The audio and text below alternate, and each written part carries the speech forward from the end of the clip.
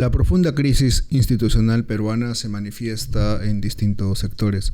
Recientemente, en una sesión descentralizada del Tribunal Constitucional, el defensor del pueblo, Josué Gutiérrez, actuó en la práctica como defensor de la presidenta Dina Boluarte en la demanda competencial que presentó el Ejecutivo contra el Ministerio Público y el Poder Judicial para que la jefa de Estado no sea investigada en funciones. No solo eso, la Defensoría también se mostró de acuerdo con un proyecto de amnistía a miembros de las Fuerzas Armadas, Policía Nacional y funcionarios del Estado que se encuentren sin sentencia firme por casos vinculados a la lucha contra el terrorismo en el periodo 80-2000. Para hablar de lo que ocurre en la Defensoría del Pueblo y otros asuntos de interés, hemos invitado al ex defensor del pueblo y ex ministro del Interior, Walter Albán. Estas entrevistas llegan gracias al programa de membresías de Ojo Público Aliados. Los invitamos a suscribirse. Muchas gracias por la entrevista, señor Albán. Bienvenido. Gracias por la invitación, Enrique. El defensor del pueblo, el señor Josué Gutiérrez, se presentó la semana pasada en Arequipa en la sesión del Tribunal Constitucional para argumentar que la presidenta Dina Boluarte no puede ser investigada por la Fiscalía y que la única institución que puede hacerlo es el Congreso, ¿no? En el contexto de esta demanda competencial que presentó el Ejecutivo.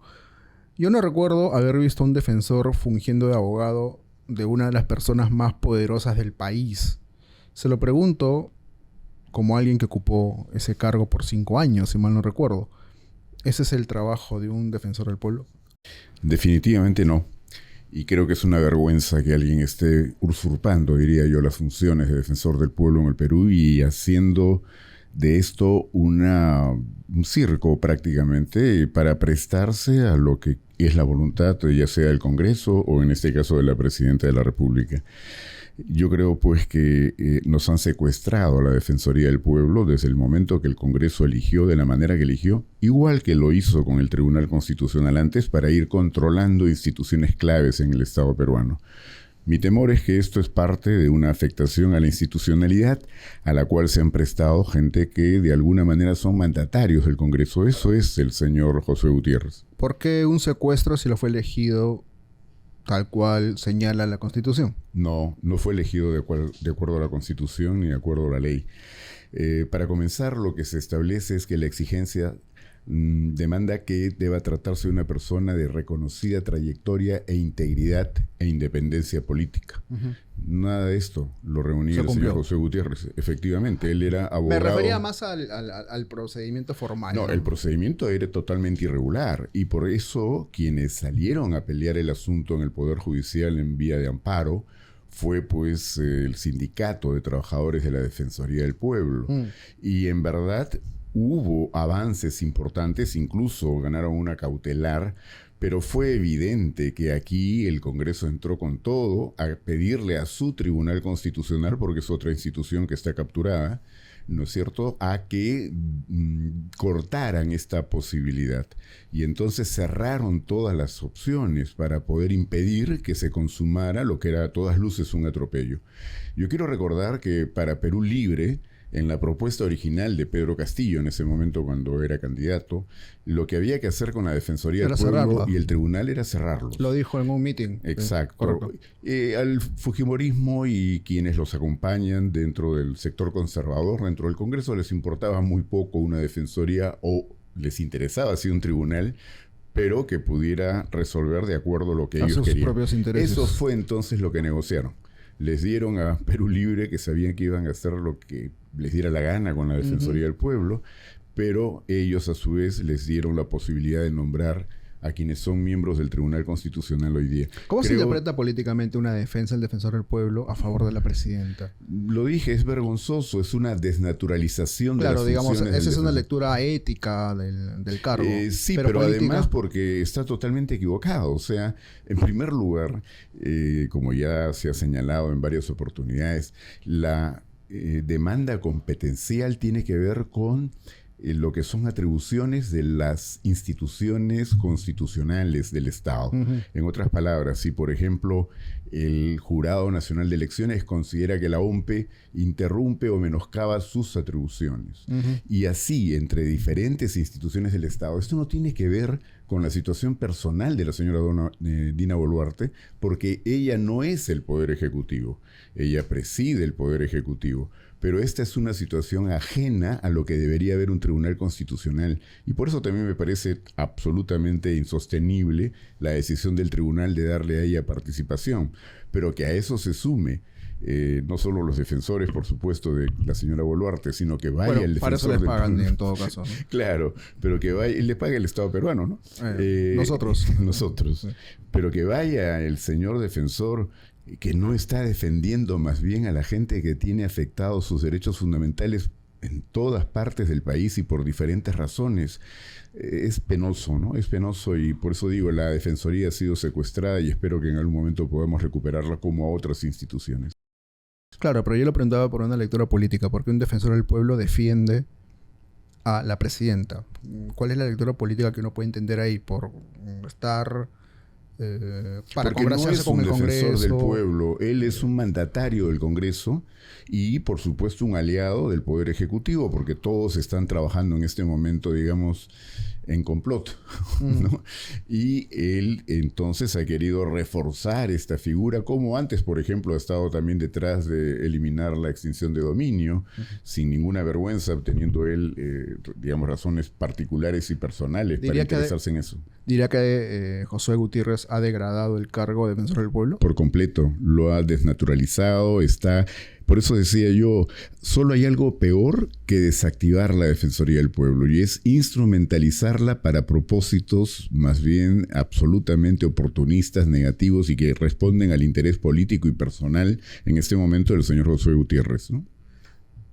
Relacionado con el tema del Defensor del Pueblo, ha habido modificaciones sensibles en el equipo de fiscales que se encontraban investigando las muertes en las protestas contra el gobierno de Boluarte.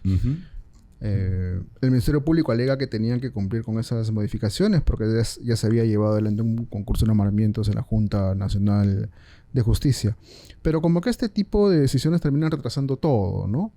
Y ya han pasado más de 2 años. ¿Cuál es su apreciación de este tema? No, yo creo que ya está claro de que aquí las cosas están trabadas. No hay ninguna persona que esté detenida por los asesinatos que se produjeron en aquel momento, ¿no es cierto? Por eso es que un grupo de ciudadanos, entre los que me he tomado parte, hemos denunciado este caso ante la Corte Penal Internacional. ¿Y cómo va ese tema? Sí, le quería preguntar por eso. Lo que está claro es que la Corte Penal Internacional no actúa, no lleva adelante un proceso si no hay la absoluta convicción de que el país en el cual esto debería juzgarse o investigarse, primero para juzgarlo luego, esté actuando o haya dejado de hacerlo. En consecuencia, nosotros lo que queríamos era dejar, digamos, ya esto planteado para que se observe cuál es el proceso. Y todo lo que se viene constatando es que no se está haciendo ningún esfuerzo por investigar realmente. No hay, como dije, ninguna persona que esté sindicada como responsable, y todavía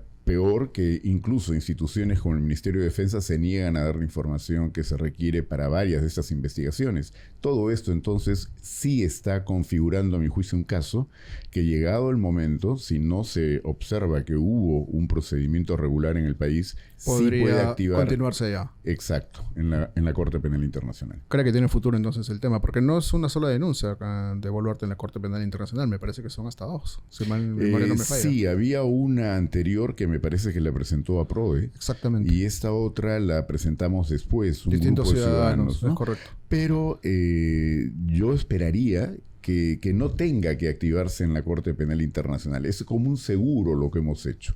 Pero yo quisiera que el Perú se recupere institucionalmente y que todos los que están ejerciendo la autoridad en este momento irregularmente y tomando decisiones que van contra la Constitución y contra los derechos fundamentales de las personas sean procesados acá. Esto ya lo tuvimos en el pasado y fue posible hacerlo. No veo por qué no pueda repetirse esa situación.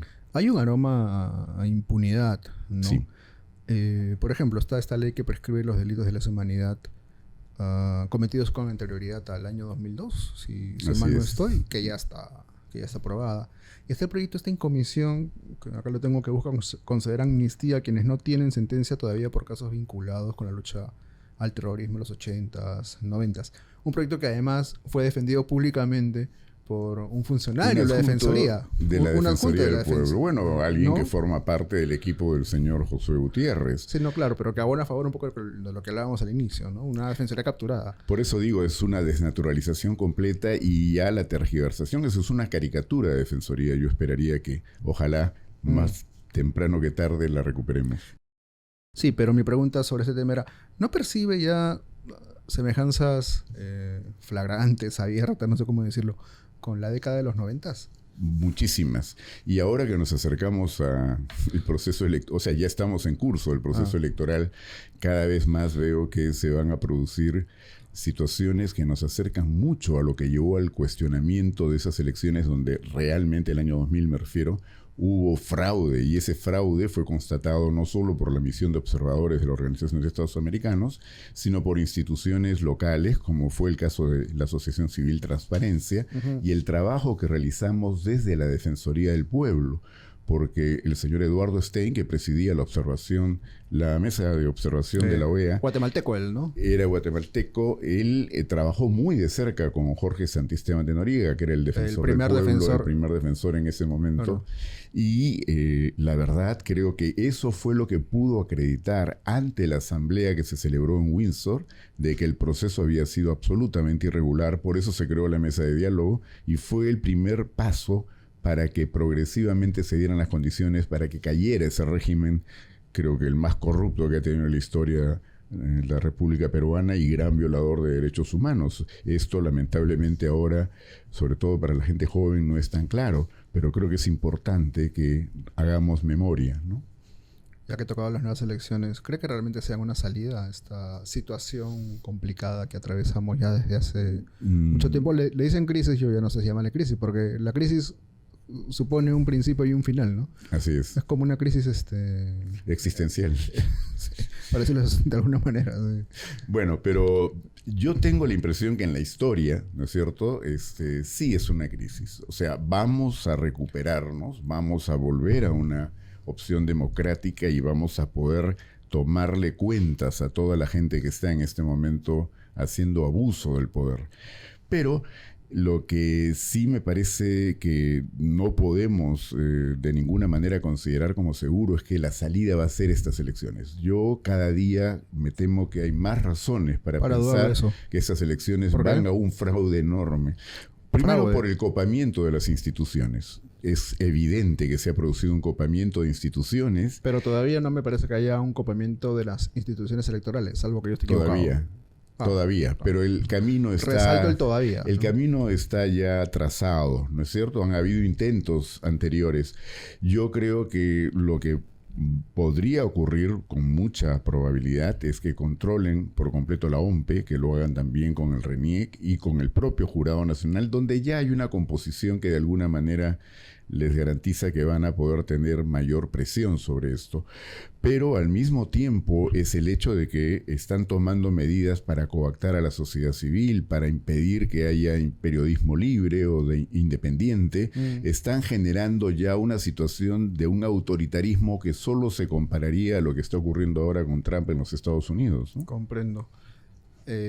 Ahora, hay que añadir el tema de las firmas falsas de los partidos actualmente inscritos, como que eso es un ingrediente adicional a toda esta sensación. Pero esto no surge hoy. Esto lo han de alguna manera alimentado con las decisiones que han ido tomando en el camino en el Congreso, sobre todo. Recordemos que la reforma política tenía como idea principal reducir el número de firmas porque ya los problemas de las firmas falsas venían de mucho tiempo atrás. Y la propuesta de la comisión que presidió el doctor Tuesta era una propuesta para reducir a 12.000 firmas para tener militantes y no adherentes, lo cual era perfectamente factible. Claro, eso traía el riesgo de crear una gran cantidad de partidos políticos y, claro, no es lo idóneo que tantos puedan postular al mismo tiempo. Pero recordemos que esa reforma venía con las PASO, o sea, las elecciones primarias, ¿no es cierto? primarias y obligatorias. Eso hacía que se redujera el universo de organizaciones políticas. Lo que ha hecho este Congreso es lo peor. Nos ha regresado a las firmas, a esa cantidad inmensa de firmas, y las ya no de militantes, sino de declaradas, exacto, y optativas. las han erradicado. Yo creo que con una intención muy clara, como son partidos que saben que no van a obtener votación suficiente, es decir, que sus tasas van a ser muy bajas, probablemente no llegan al 10%, en su mayoría los que están hoy día en el Congreso. Yo esperaría que no lleguen ni a 1%, pero lo que han querido es adrede fraccionar el voto para que así los que tienen mayor capacidad de control por lo que el poder que ya ejercen y por el tiempo que tienen en esto, ¿no es cierto?, puedan de alguna manera asegurar su pase a la segunda vuelta y en condiciones en las que ya puedan aliarse para tratar de enfrentar a cualquiera que pudiera hacerle frente, ¿no? En el contexto de las elecciones, el Congreso ha estado debatiendo eventuales posibles sanciones constitucionales. Una de ellas contra el expresidente Sagasti. En principio se rechazó, pero su intención era inhabilitarlo de la función pública por 10 años. ¿Qué lectura tiene usted de esta actitud del Congreso, Yo señor creo Albano? que lo de la decisión con respecto al expresidente Sagasti es absolutamente excepcional, digamos, sale del patrón. Pero porque ya sabemos, el propio Sagasti ha dicho varias veces que no tiene ningún interés en postular y ha dado razones objetivas, ¿no es cierto? Él habla de su edad y lo que significa una campaña todavía en el Perú, ¿no es cierto? Y para los 5 años que habría que gobernar a partir de julio del 2026. Pero no, lo que aquí debemos observar es que hay un patrón muy claro que forma parte de este fraude al que yo aludo que está cada día en curso, ¿no es cierto? Porque lo que quieren es evitar la competencia. O sea, nos están trasladando un escenario que se parece muchísimo al de Venezuela.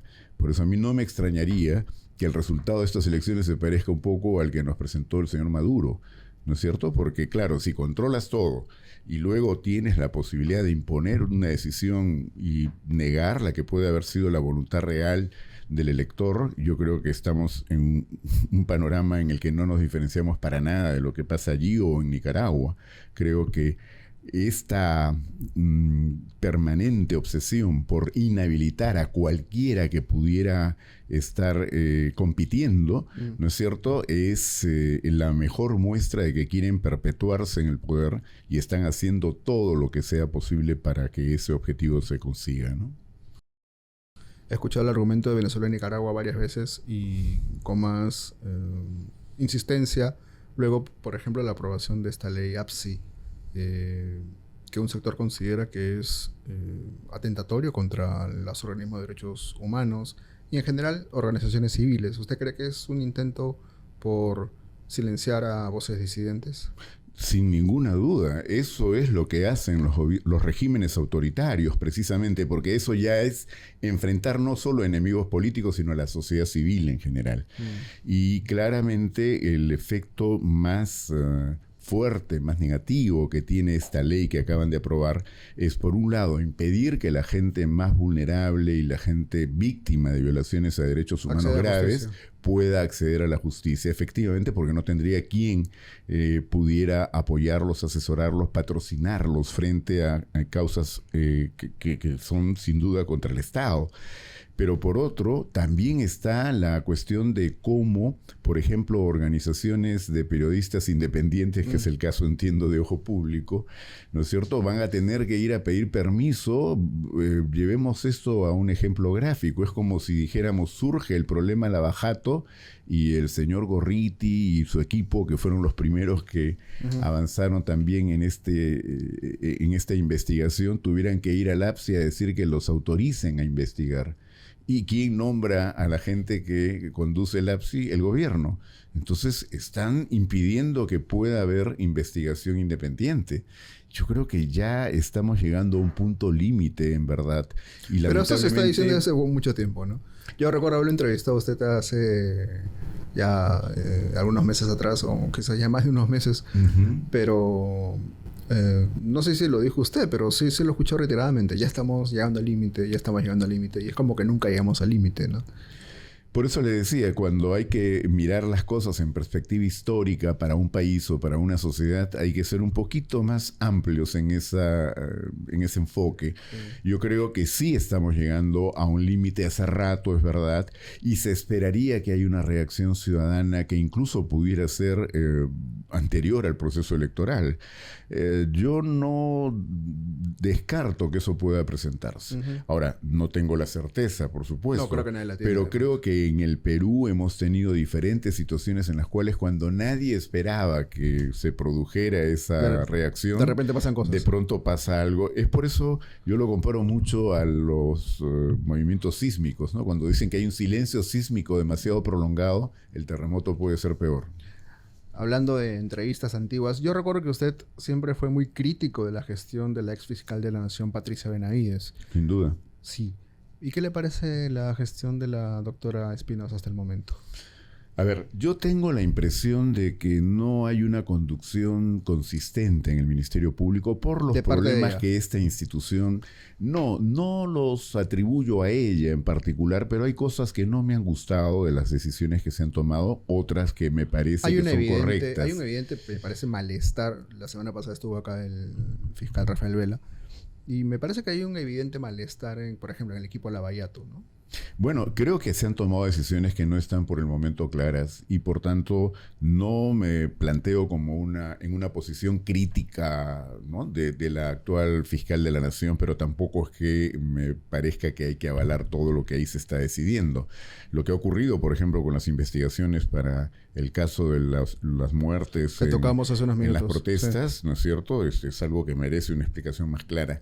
Ahora, de lo que no me cabe duda es de que con Patricia Benavides y con el señor Fernández Gerí, que todavía sigue a cargo de control, la anterior Junta Nacional de Justicia, que en un balance yo diría que actuó mejor, o sea, lo hizo mejor que lo que podríamos apreciar en este momento como la actual Junta Nacional de Justicia, sin embargo cometió errores enormes. Uno de esos, o dos de esos errores fue el nombramiento de Patricia Benavides como fiscal suprema. Después se ha sabido que ni siquiera mostró los diplomas de doctorado y de maestría y nunca los ha mostrado. Hasta ahora no se conocen. Hasta ahora no. Y bueno, hay evidencia también de que al momento, por ejemplo, de la entrevista personal, balbuceaba cuando se trataba de hablar de qué eran los derechos fundamentales. O sea, una persona de ese nivel pudo llegar a ser fiscal suprema y claro, luego no nos sorprenda todo lo que pudo conocerse de la actuación que ella tuvo en el cargo, comenzando por el hecho de prácticamente impedir que se pudiera continuar investigando a su hermana. Ahora, en el caso de Fernández Gerí pasa algo parecido. Yo no me explico hasta el día de hoy cómo es que la Junta Nacional de Justicia lo pudo haber nombrado, con los antecedentes que ya habían, denuncias incluso de que había sido una persona muy cercana al ex fiscal Chávarri y de que había estado en algunos casos tratando de obtener recursos, ¿no? para evitar prisiones o investigaciones a determinadas personas. Y que él ha abierto hasta 6 investigaciones a Rafael Vela, por ejemplo, ¿no? Bueno. Y que suspendió a José Domingo Pérez. Y están las grabaciones que también han podido conocerse últimamente. Entonces, lamentablemente creo que el Ministerio Público ha estado como minado durante largo tiempo y ahora está enfrentando además un ataque muy fuerte desde el Ejecutivo y desde el Congreso. Entonces hay que andar con cuidado, pero se tiene que cautelar que por lo menos se mantenga como una institución autónoma, independiente y no permitir que pretendan controlarla como me parece es el propósito ya de un buen sector del Congreso en este momento que hablan de abrir un procedimiento o acusaciones contra todos los fiscales supremos, por ejemplo, ¿no? Quieren destituirlos directamente. Hay un sector del Congreso que dice hay que sacarlos. Así ¿no? es.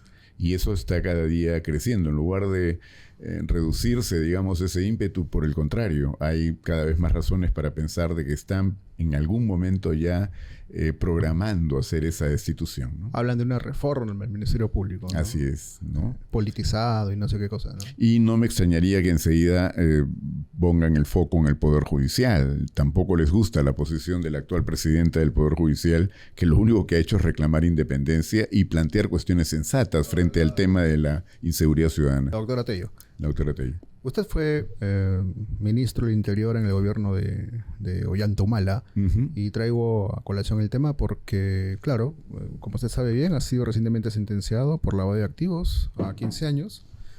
Nadine Heredia también, pero bueno, está en Brasil. Esa misma noche o madrugada, ¿no? se fue luego del asilo concedido por el gobierno del presidente Lula da Silva. Y el salvoconducto rápidamente otorgado por el gobierno de Dina Boluarte, hay que decirlo también, ¿no? Pero le quería traer este tema para conseguir una reflexión de usted, ya que trabajó de cerca con él. ¿Diría que está bien motivada la sentencia por lavado de activos? De lo que se conoce, no. Es más, desde un principio siempre discutí de que esto fuera un caso sustentable. Creo que aquí el Ministerio Público equivocó el camino. A ver, primero lo que ha estado en discusión es, porque ellos lo negaban, ¿no es cierto?, de que les hubieran entregado dinero para campaña política. Siguen alegando, yo he conversado porque conozco al abogado Wilfredo Pedraza, que es mi amigo y ha trabajado conmigo en la Defensoría Ocupó la del misma Pueblo. cartera que usted. Ocupó además. antes que yo la misma cartera, y él me ha contado algunos detalles, y yo creo en la palabra de Wilfredo, y por lo que él me ha señalado, no se probó, por lo menos, de que ese dinero hubiera sido entregado. Pero independientemente de que esto haya ocurrido, el hecho es que no era delito el recibir dinero para campañas en el momento en que esto se produjo. Estamos hablando de los años 2006 y 2011. Pero hubo un ¿no es recurso de cierto? casación que perdió la defensa. No, en el año pero 2022. el recurso fue para decir que vaya esto al expediente principal y que se resuelva ya con el fondo del asunto. O sea, no fue para decir de que esto sí estaba bien calificado. Lo que dijo ¿no? fue que en el juicio se iba a decidir si Exacto. era culpable o no. Exacto. Pero es decir, que definir si lavado de activos era o no una calificación delictiva aplicable era una situación que tenía que resolver como ha hecho en la sala. Yo, sinceramente, bueno, yo no tengo que hacer el disclaimer porque he sido parte del gobierno del señor Humala por lo menos durante un tiempo. Yo tengo la impresión de que este tema en particular no se va a sostener y creo que la Corte Suprema lo va a anular. Porque ahora, pero lo dice han forzado la figura. Es muy simple. Para que haya lavado, o sea, como no había delito, ¿no es cierto?, por recibir dinero y no declararlo, como no había delito, entonces el Ministerio Público acusó por supuesto lavado de activos. Pero el lavado de activos requiere que uno conozca, ¿no es cierto?, que la plata es de origen ilegal o que pueda presumirlo. El año 2011, ¿quién podría pensar que Odebrecht era una empresa que tenía fondos ilegales obtenidos ilegalmente y que los estaba entregando? Es más, lo que dijo Barata es que le dio a todos los partidos, ¿no es cierto? O sea que si condenan a Humala y a su esposa, tendrían que condenar a todos los demás que recibieron también dinero en las mismas condiciones. Disculpe la expresión coloquial, pero no le está saliendo su corazoncito en esta defensa. No, yo estoy yo lo que creo es que tampoco puedo quedarme mudo por el hecho de ser parte o haber formado parte de ese gobierno en algún momento. Yo apoyé lo que creí que era bueno para el país y ¿Está sigo seguro de la inocencia de pensando, Humala? respecto a este asunto, yo creo que es un error de la sala que ha sentenciado en esos términos. Y creo que lo que se ha podido conocer hasta el momento hace pensar que lo más probable es que esto se anule. Pero a lo que voy es que es distinto, por ejemplo, no lo hay, pero si hubiera un proceso contra Keiko Fujimori para decirnos si hubo lavado de activos con la plata que recibía de Joaquín Ramírez, eso es diferente. Porque Joaquín Ramírez, que era una persona que se jactaba de haber trabajado para, digamos, cobrar en transporte público y que había hecho una fortuna impresionante en tan corto lapso, eso es lo que puede llevar a sospecha de que la plata no tiene un origen legal. Pero en el caso de Odebrecht, creo que la mala práctica de que muchas empresas entregaban dinero a diferentes organizaciones políticas a las que querían apoyar, que esto no se hacía público y lamentablemente en el Perú esto no se calificaba como delito, es algo que recién se pudo corregir a propósito de que todo esto había ocurrido el año 2019, me parece. Keiko Fujimori sí, pero Ollanta Humala no. Perdón. referente a la... No digo respecto a la plata de Odebrecht, porque también Barata dice que le dio a Keiko Fujimori. Pero bueno, son casos similares. Pero sin embargo, ahí yo no califico eso como lavado de activos. Digo, la plata recibida de Joaquín Ramírez, si sabemos de quién estamos hablando. ¿Hizo bien Nadine Heredia en irse a Brasil con un asilo diplomático? A ver, esa no es una respuesta ¿Sencilla? Sencilla, definitivamente, porque yo entiendo, no los he visto en años, ¿no es cierto? Entiendo que hay un problema de salud, entiendo que hay un problema, bueno, de hijos menores y que el esposo estaba yendo ya a prisión. Muy difícil juzgar entonces la situación o la decisión personal de Nadine Heredia en estas circunstancias.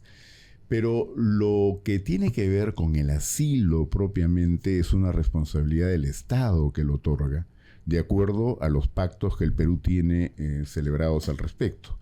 Entonces, si califica, por ejemplo, su detención como detención política o que hay una persecución política, yo creo que técnicamente, esto se ha dicho ya bastante, no es así.